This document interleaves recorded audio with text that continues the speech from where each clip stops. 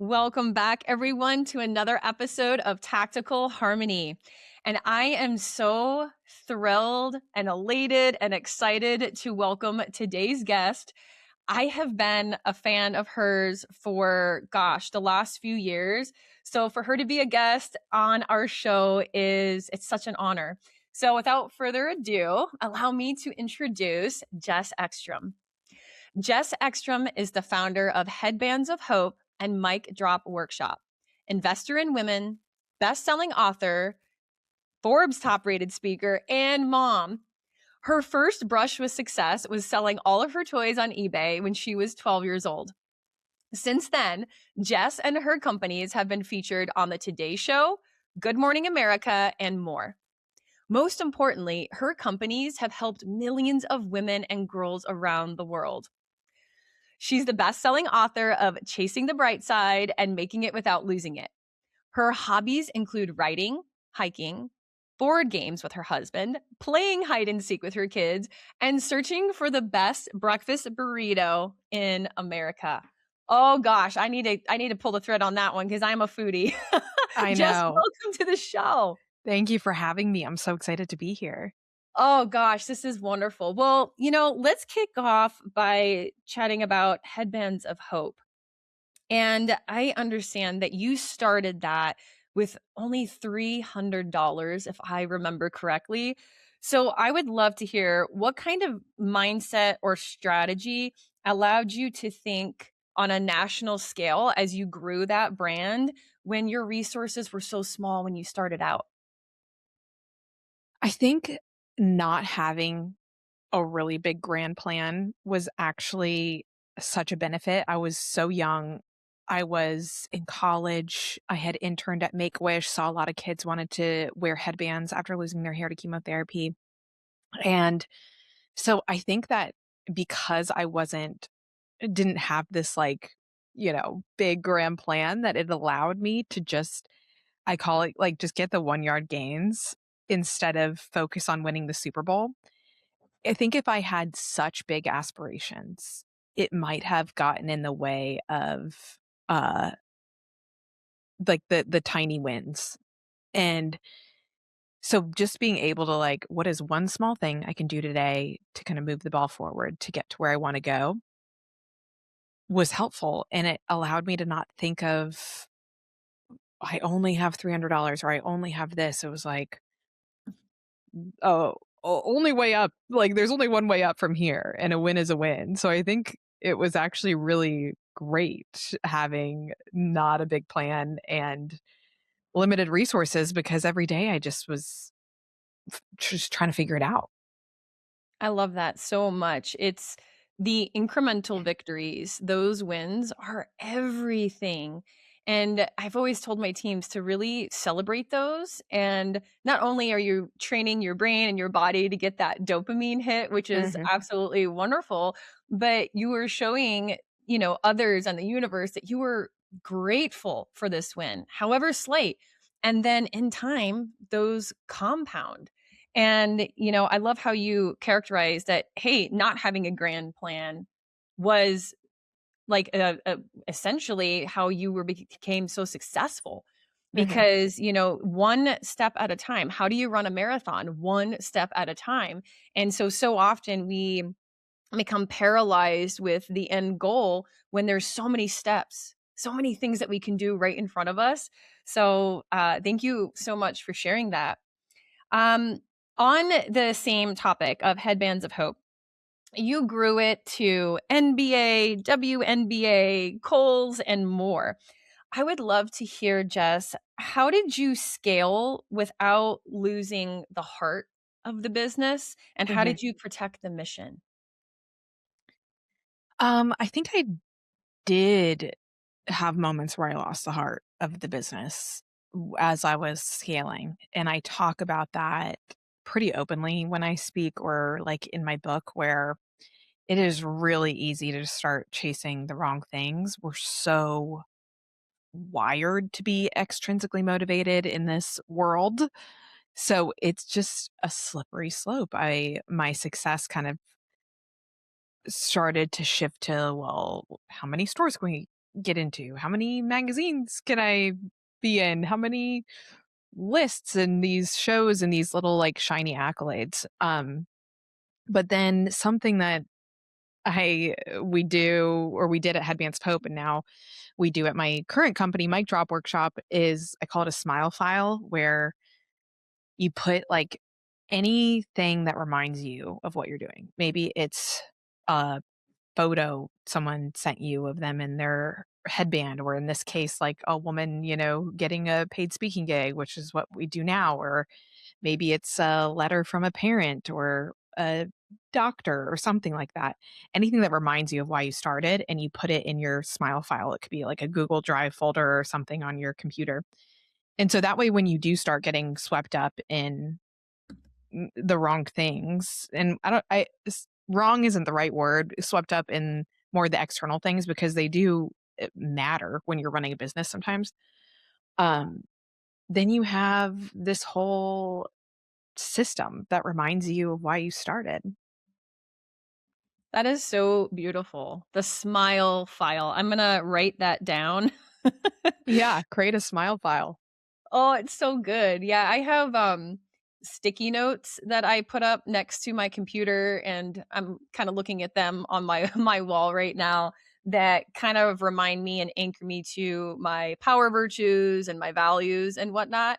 And I have found that to be pretty helpful, especially if you're having a moment or you could be in your feels. I just kind of look over and I'm like, "Oh, that's right. That's my why. That's what I'm Mhm. tethered to, that mission, that vision. I've got this." And it really just kinda helps reset, if you will. So, that's Totally. awesome. Smile file, exciting. Everyone listening or watching, you have homework. Create your smile file. That is wonderful. Okay, next question for you. I wanna talk about, inspiration from frustration, as you say. I absolutely love that.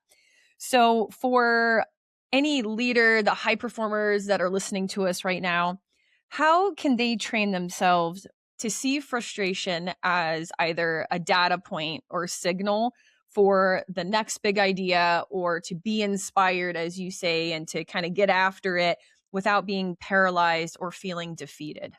Mhm.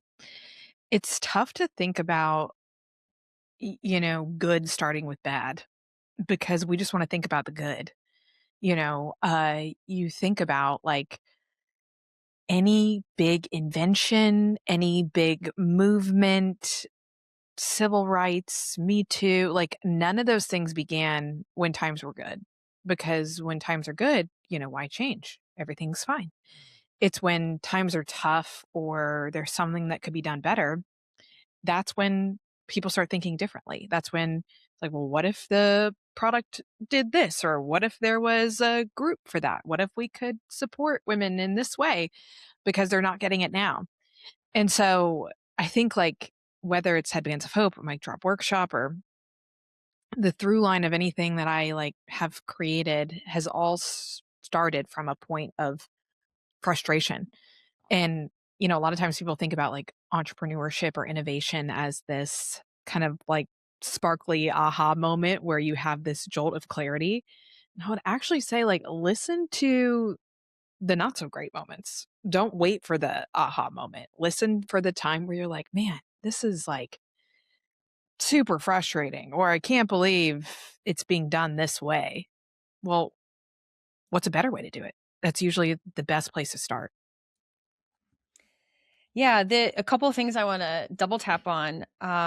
It's either a lesson or a blessing, right? Like, when we have these days that are trying and problematic, it's not a bad day, it's a character building day. We have the opportunity to get better, we have the opportunity to build a new muscle or grow, and reframing our mindset, however slight, really allows us to hold on to our power and then be able to face anything with that strong mentality and that mindset. They're like, okay, good, I've got this.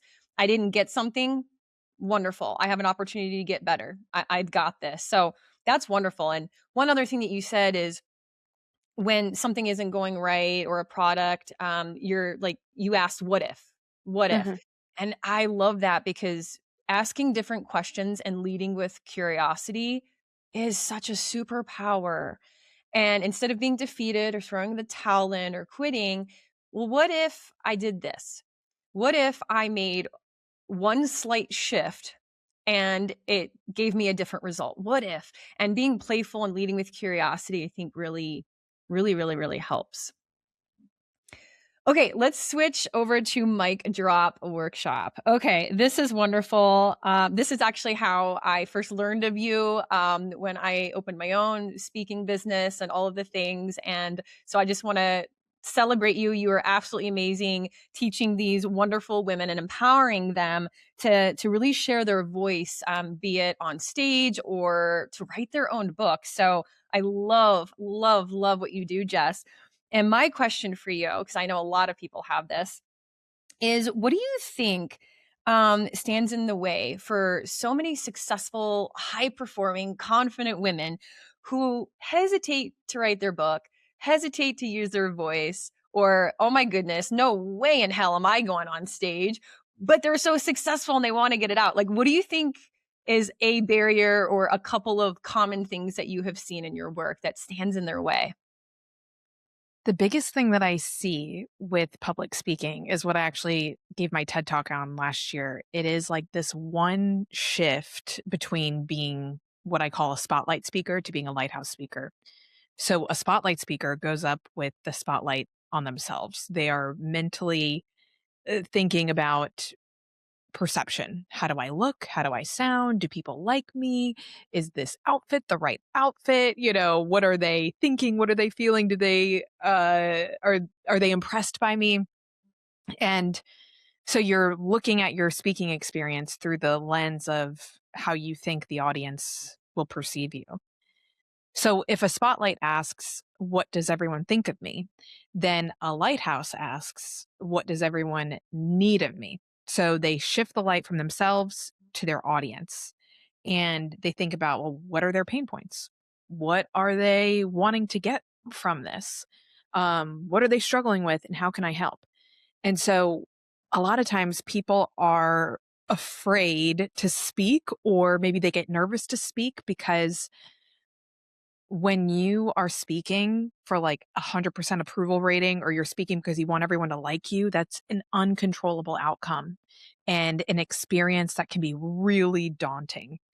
But if you're speaking in a form of service, whether that is a keynote talk where you're speaking to a boardroom, it's like audience centered. I really like think about, before I speak, I truly think about like them dropping their kids off at school. Like, I don't even know these people, but I think about what they might be what might be keeping them up at night. I ask that question to the meeting planner before I speak. I'm like, what keeps your people up at night? Like, what's the industry? Because sometimes I have no idea what, um, I spoke to like farmers. I'm like, I don't know what farmers are experiencing. You have to tell me. Um, so I think that one shift can help so much because it becomes not about you and it becomes about the value that you bring to an audience. It becomes about the message. Yeah, that is again like a small or big shift. That could be, I guess, a big shift for a lot of people, but really reframing that it's not about me. No one's tracking how many ums that I say, or Oh my gosh, do that I is have such a something? pet peeve of mine, Rebecca. Like, oh, I did a post about this because I'm like, who made the villain or these filler words? It's like someone out there decided that we need to start giving these slaps on the wrist. And don't get me wrong, I think, you can aspire to have no filler words, but I think that stops people from speaking because they're like, did I have too many filler words? I'm like, no one cares. Were you helpful? Were you personable? Were you energetic? There's so many other things that matter more than filler words. So don't put too much weight into them if you're listening to this. Well, I love how I touched on a nerve there. I love Oh, you that. touched a nerve too. Can I tell you my other public speaking nerve? Please. Okay. When a speaker gets up and the first thing they say is like asking the audience to repeat. So, like, good morning, everyone, or like, I can't hear you. Like, we can do better than that. Good morning, everyone. And I was like, why does that not work? And It's the Spotlight Lighthouse. They're asking for approval or something from the audience before they've earned it. And so I think that there's just, yeah, a couple things like that where, and don't get me wrong, I've done that before earlier on in my speaking career because I just want everyone to like me. I want them to say something to me.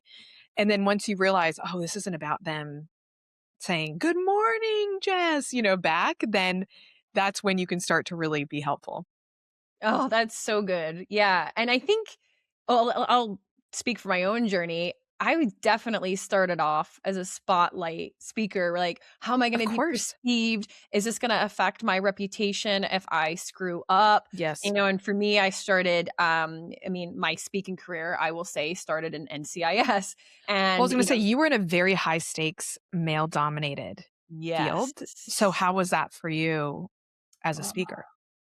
Um, I that's a great question. I think I used it as fuel Uh-huh. that I am competent, I have everything that I need, and yeah, I'm standing in front of a four-star general at the Pentagon talking Mm, about insider threat and counterintelligence and national security, and they would ask very stern questions of me, and they yeah. would shoot right back, and, you got everything rehearsed, and you're in your flow, and, "Excuse me, I have a question," and, "Oh, okay." So it kinda taught me to be very flexible, but it also really reinforced my confidence that I knew my shit.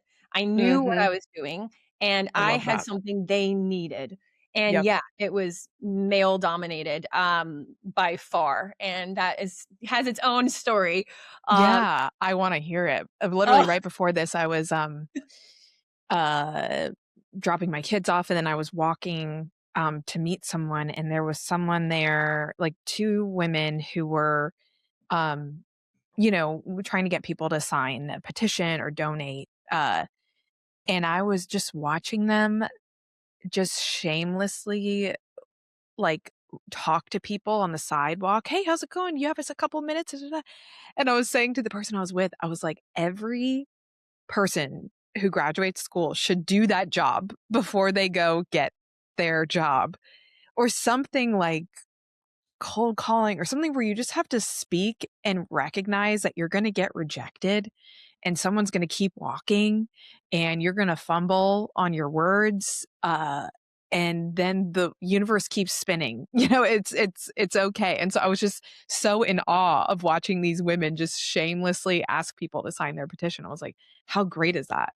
oh, yeah, that is. I've never really thought about it like that, but what an amazing exercise, right? Like, hey, go Yeah. up to someone that you don't know and ask them for something, right? Like Mhm. share that. And it can be intimidating for a lot of people. And, for me, and this was surprising, and I'd love to hear your thoughts on this too. I am very, very much an introverted person. My Mm. battery charges when I am alone. I thrive on Same. alone time. I have been accused of being antisocial more times than I can count. But that does not equal that I can't get on stage and bring the energy and engage in that exchange with the audience and whatever message I am trying to convey. Mhm. I love it. I know that God put me here to do that. And it's just, oh, it's so exciting for me. It's why I have a darn podcast, right? But I need some downtime. I am not Mhm. charged. Like, I love it, but I'm not charged by doing it. So I would love to hear for anyone that might be introverted or maybe they're also shy, how does that work and relate to public speaking? I am the same way. I am completely introverted. My husband is the extrovert. I like, he's the one who talks to the Uber driver when we land at 2 in the morning. I'm like, "How do you even can muster up a conversation right now?" And, I think that sometimes there's this perception that introverts don't make great speakers or don't make great leaders. Extroverts, the people who are loud and charismatic, do, which is just completely not the case. I think that both can be great speakers. And I think introverts actually have a bit of a leg up because they listen. Not to say that extroverts don't, but they spend a lot of time absorbing and they don't waste a breath. They're not just trying to fill the air in the room. Um, And so I would say just because you might feel introverted doesn't mean that public speaking or any forms of leadership aren't for you. But I will say it's so funny to me if we were doing a social experiment, I feel more at ease on a stage in front of 1,000 people than I do sitting across the table from one person or mingling in a room with other people. Yeah. And I don't know if it's because I have like when I'm on stage, I might feel like I have more control over the environment because I know what I want to say, versus the one-to-one or the mingling. Like it requires this like social energy battery and improv that sometimes I don't feel like I have. It seems like you're the same. Yes. Oh, a resounding yes for those that are listening. I'm nodding my head and I was pointing at just like, I see you. I feel you. You are my person. Yeah, my journey was funny. I learned that I was introverted when I was stationed in Europe, and I was assigned a bunch of countries, and I would go deploy to those countries in support of transiting United States Navy and United States Marine Corps forces, right? And I had to be social. I had to be on 24/7, 365 while I was temporary duty in those countries. Mhm. Romania, which I'm holding up my Romania cup, was one of my main countries. Ukraine, all of these countries. And I would come back to Italy exhausted, utterly like, oh my God, get me in my PJs. I don't want to shower, just like let me chill for a couple of days. I don't want to talk. I don't want to see anybody. And I couldn't understand why. And then I learned through a whole journey that I was introverted.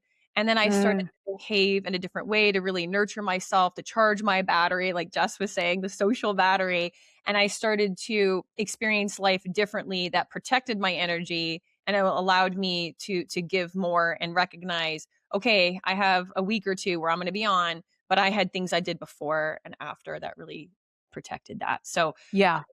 It's good to find out what, ways to protect your energy and what you need. I realized even when I speak, I used to really try before I went on stage to mingle with the room and talk to everyone, and I realized, like, that is really draining my energy before I go deliver.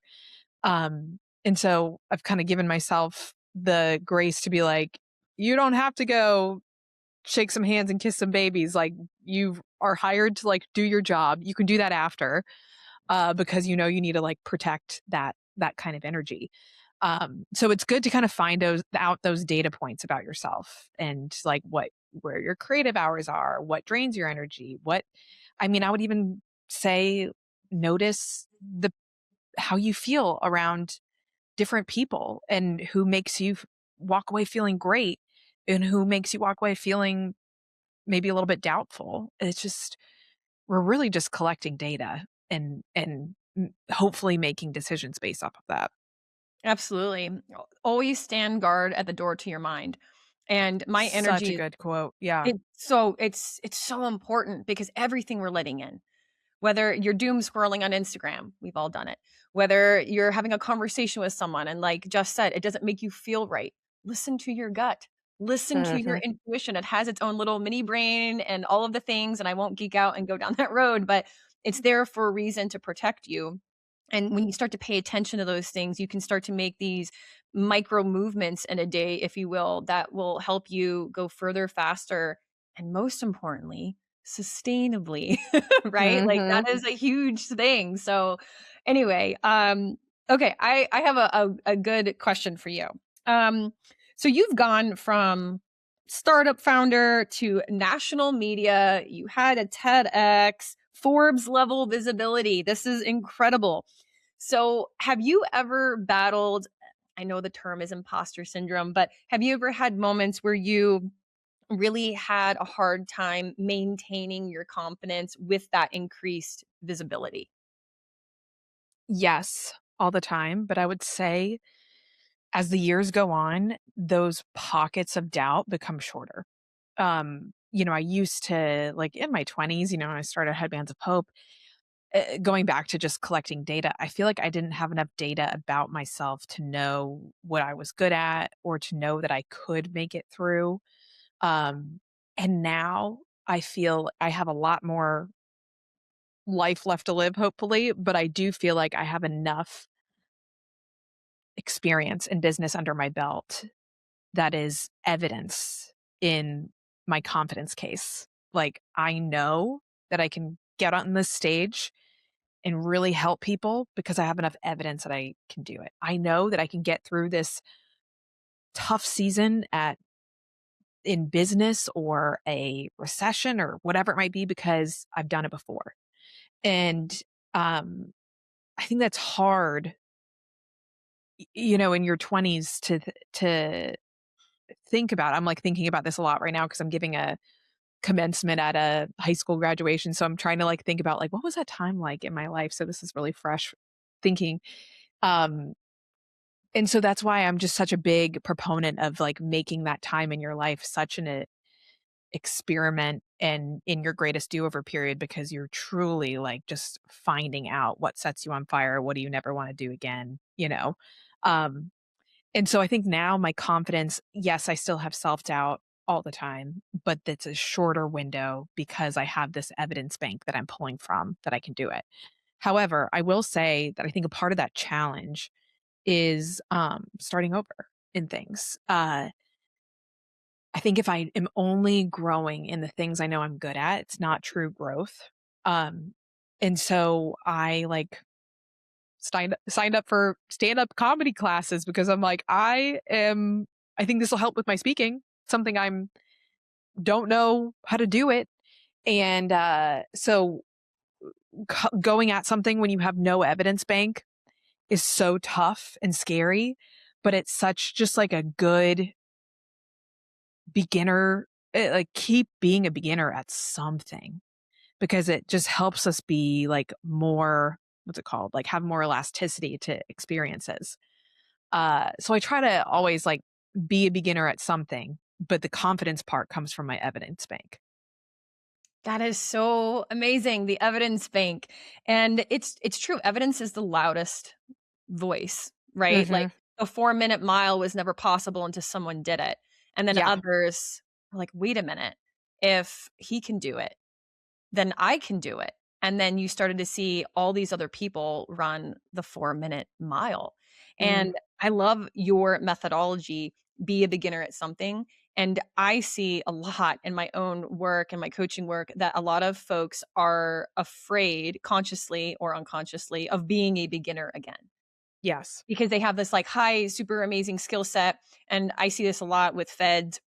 They want to join the private sector, the corporate world, but I don't know how to do that. I'm Mm. only a Fed and I know this very specific skill set, but they don't know that they can translate that. And that's a whole other conversation. But be a beginner is having that curiosity and holding that mindset allows you to detach from your ego and Mhm. exist in humility. No one knows everything, and that is okay. So ask the questions, and it allows you to kind of work those muscles. Hey, I've never done stand up comedy, so I'm new and I'm probably not going to be as great as someone that has done this for 10 years, 15 years. Okay, great. So let's take that rock out of my pack and let me learn, let me grow. And then that skill set of asking questions, falling down, getting back up will translate over and apply to what you really want. Getting on the stage or opening the business or starting the podcast, whatever that dream is for you. But yeah, and then just throw that in the evidence bank. I wrote that down. Yeah. Oh, good. I'm glad. But yeah, so well said. Oh, beautiful. So the smile file and the evidence bank. Okay, copy, copy. Okay, so speaking of sustainability, what habits or systems do you have, Jess? You're a mom, you have your business, your books, you're speaking at Mhm. commencements. I mean, you have a lot on your plate. So what do you do to maintain that sustainable ambition? So this is actually really cool. My friend, one of my best friends in the world, Kate Rose now, she started company called Household HQ. And she because the same things that we're talking about, it's like all of the mental load at home and making dinner and cleaning or whatever it might be, plus running a business. And so she's like a systems expert and she's also a mom. And she created this really amazing company that helps you run your house like a business. And so it has helped me and my husband divvy up tasks, have check ins with each other. I will also say that I have a lot of privilege in that my parents live close by. I would not be able to do nearly what I do today if I didn't have their help at home and with our kids. It's such a privilege to have them. And my husband works for my company, so he has that flexibility. So there's so much stacked for us in this sense, which a lot of people don't have. Um, but I would say like treating my home as a part of a business, meaning what can I delegate? What are the time sucks? How can I, you know, automate like groceries instead of having to constantly think about like, do we have yogurt? Um, so stuff like that has been really helpful. We are very quick to think of like the systems in our business, but not in our home. And household HQ and like my friend Kate, like she just helped me so much with that. So shout out to Kate. Yeah. Oh, I love it. Yes, shout out to Kate, Household HQ. So that Yeah. is amazing, and that's so funny because a joke that we have in my house, so, so the highest ranking special agent in a field office is special agent in charge, Okay. and we call that SAC. So my husband is also a special agent, and we joke like when I want something or if I suggest something, I'm like, "Hey, I'm SAC house. I'm the special agent in the house." So kind of flavor I love ish. that. And then he's like, "Oh no, you're not. I'm the Yeah. SAC in the house." And it's like this playful, funny thing. If you know, you know. But yeah, that's amazing. I'm gonna look that up. Huge shout We're out. gonna have to come up with a title for our house. I love that. Yes, do it. Do it. I'm CEO house or whatever it is. Like Yeah. you got to have fun with it. But Yeah. that's wonderful. Thank you for sharing that. Like that's Oh, a of really course. a cool way to kind of view your home and all of the inner workings, especially when you have little ones and all of the things. So, okay, my next question is, as an entrepreneur, like we know there's peaks, there's valleys, there's ups and downs, strikes and gutters and everything in between. So what would one of the lower moments that maybe you've experienced, one of the, the gutters, if you will, like what has that taught you about yourself or leadership or about business that a success could never teach you? Mm. I think, I've made so many big mistakes. I wired a loan from a family member to a fraudulent manufacturer that ran with the money. I've signed deals that I realized later were really bad and paid multi six figures to get out of it. So I have made a lot of mistakes. And what I think about, because of course I just go into like a boxing match with myself, like, why did you do that? Why didn't you just get legal advice? Why did um, and I think about like you make mistakes at a certain point in your life in what might feel like a big way, but really in the grand scheme of things is a small way, so that you don't make it in a bigger way down the road. Now I am ironclad with any agreements I'm entering into.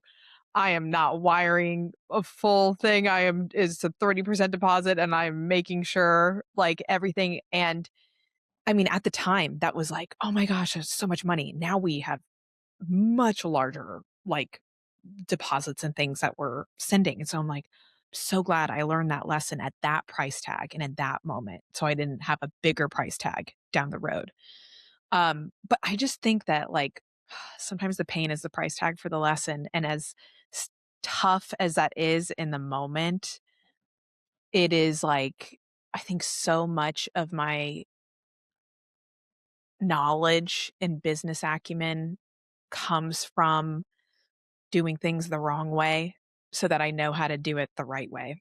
Like our brain processes failure in a more imprinted way. I'm sure I'm speaking to the choir here than we process our success. And so like the times that we messed up, it's imprinted much longer. And it also is a means of survival because it is okay, I'm not going to do that again. So I just think, okay, I made it that way so that I'm not making it in a bigger way down the road. Yeah, like your brain took Check. a picture. Yeah, Yeah, like, exactly. Done. Wired money to fraudulent manufacturer. Done. Yeah. oh my goodness. Yeah, it's yeah, you've seen that movie before, right? Like, okay, Yes. we're good to go. And Got it. yeah, Yeah. Lesson and learned. like you said, you go into a boxing match with yourself. I'm the same way and self-critical, but when we do that, neurons that fire together wire together, and we're replaying it. So as you said, it imprints on your brain, and that becomes really wired into your DNA and your body. It is integrated. I'm not doing this again. Like, we've been there, Yeah. done that, like, not happening again.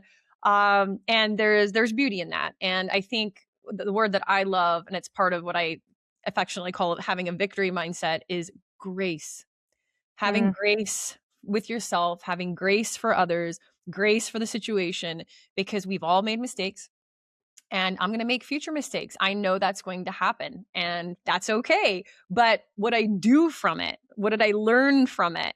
Like, if I keep making this same mistake, Houston, we've got a problem. But if I pivot and I adjust fire and I move differently, okay, we've learned that lesson. Thank you, God and universe, for giving that to me.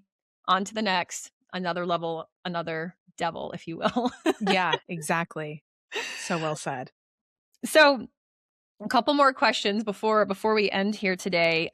What advice would you give to baby entrepreneurs who are just starting out, or maybe for those who are listening who want to open a business and they might be a little hesitant? What advice would you give them? I think the quote that I share in my talk that I think can really help you weigh it is that failure is always going to feel better than regret. And if you can fail in a small way to test your ideas, great. So, what is like the minimum viable product, the way that you can just fail quickly and see if it works? Do that. It goes back to what we were talking about at the beginning of the podcast, where it's like, don't try to win the Super Bowl, just get the first down. And failure will always feel better than regret. That is so eloquently stated. Failure will always feel better than regret. It's It's kind of true. like for a lot of my agents, going back years, but when they wanted to write something, write a bid memo, write whatever it was, I'm like, write messy. I am giving you the Mhm. permission slip. Write messy. It's not going to be perfect. I don't want it to be perfect. Just get your thoughts out of your head onto paper. Write messy. I'm giving you the permission. And it was like this aha moment, and like I took, so many rocks out of their pack. They're like, "Oh, okay. Oh, I can do that. Oh, then let me get started." And it was like something clicked. And so I love how you said it, just start, and you're going to have to fail small, and then you're not going to do that down the road. And like, oh, beautifully, beautifully stated. Let's talk about legacy.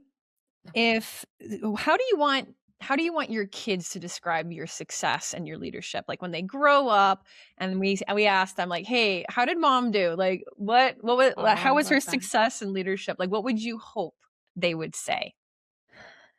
I hope they say, I saw mom try, so I tried too. I don't want to hide my mistakes or my failures. Of course, there's like, you know, boundaries to that, but I just really want them to see me going for it. And even it's so hard to leave home. But when I do and I go speak, I say, my daughter loves Miss Rachel. It's like, mommy's going to be like Miss Rachel. And, Miss Rachel teaches people and mommy's going to go teach people. And also position it in a not like, oh, mommy has to go to work. I'm sorry, but like, mommy gets to go to work today and I get to go help, people speak on stage. I think just like those reframes, I hope they see, oh, she really went for it. And that meant I could go for it too. And whatever that means for them. It's so exciting. And maybe they'll listen to this one day, and your mom is inspirational, and she is awesome, and she helps so many people. And I love how you said this as well. That's something that I actually put in my book as well, is I Mm. get to go to my kids' soccer practice. I get to go to work today. I get to have another shot because I have air in my lungs. And it really anchors us in gratitude and really kind of reframes our brain, which always kind of looks for safety, survival, what could go wrong. Well, instead, I'm looking at what's going right. And that Mhm. really, really, really helps. And then you, of course, can build momentum on that. So I love that. So, okay, Jess, before we end, let's talk about your book, your new book. Oh, yeah. It's called Making It Without Losing It, and it's the answer to, like, if I wanna hustle towards the future, but also say calm and happy in the present, can I do both of those at the same time? You have a lot of ambitious people that listen to your show. We were talking about this before, and I think ambition can be wonderful, and it can also make us feel like we're always behind because there's something we haven't accomplished yet. And so my goal with Making It Without Losing It is, how do we hang on to our ambition, the things that we want to accomplish, the dreams that we have, while also enjoying the present moment because it's all we have. And usually those two feel mutually exclusive. At least that's how I thought of it. And so this book is not only like, it is a self-discovery journey because it was something I really struggled with, and I'm really hope that it can help people. I am confident that it will. And having that, like you said, that present moment and that the mindfulness and really steeping yourself, marinating, basking in what we have right now, which is this moment, is everything. And having that presence. Like right now, I'm on a podcast with you and I'm in this moment. I'm not replaying things that happened 10 years ago or last night. I'm not thinking about what I'm going to do after, we end our call today. I'm in this moment.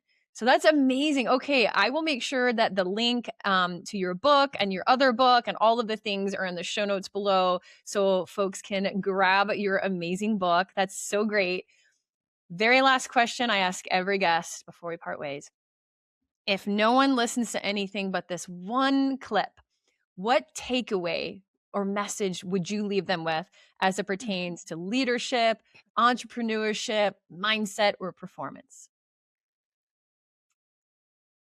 Every expert was once a beginner, so it could be anyone. So why can't it be you? I love that. Mic drop and pun intended. Yeah. I love Sorry, it. I had What, to. so on brand, so on brand. Well, that is your business. Mic drop. I love Yes. it. Well, where can people find you after they listen to this? I'm sure they want to sign up for your workshop, find your Oh, books. Can you thanks. give us a Yeah. couple of places where we can find you, Jess? Sure. Yeah, if you're interested in joining Mic Drop Workshop, we help women land paid keynote spots. You can go to micdropworkshop.com. And what else? You can get the book anywhere books are sold. I'm a big advocate for shopping local. So you can ask if you have a local bookstore to order it. Otherwise, you can buy it jessekstrom.com/making it or wherever books are sold.